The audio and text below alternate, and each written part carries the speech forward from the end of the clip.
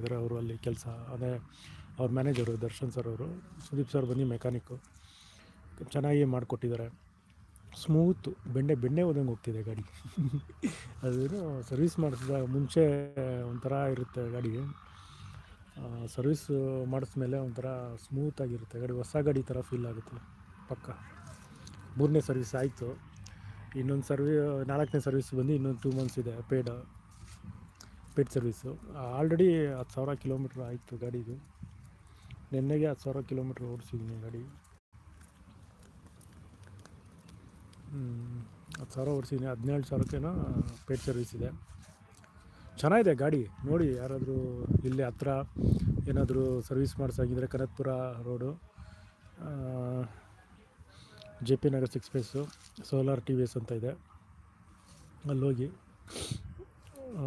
ಚೆನ್ನಾಗಿ ಮಾಡಿಕೊಡ್ತಾರೆ ಸರ್ವಿಸು.